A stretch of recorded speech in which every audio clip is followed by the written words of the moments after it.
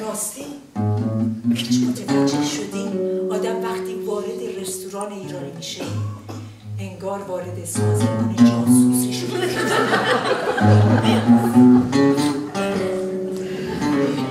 همه با شک به هم نگاه هر کسی سعی میکنه اون یکی رو نگاه نکنه. بیا این ور این اکبر آقا اینا اومدن رستوران. اون ور نگاه نکن، اون ور نگاه نکن، این زرین ها اومدن اینجا با پشت تولش بزن آمدتون برم شما برم خیلی ممنون شما. قاسم کبابی که رئیس رستوران بود در حال اجرای برنامه بود.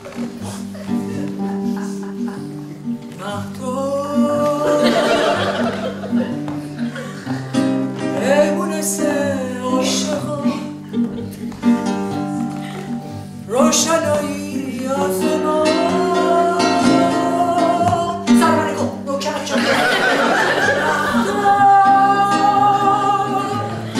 مونسه بسر دوست صندلی برده دیا من و دوستم رفتیم انتهای سالن یه جای دنج انتخاب کرده باشیم.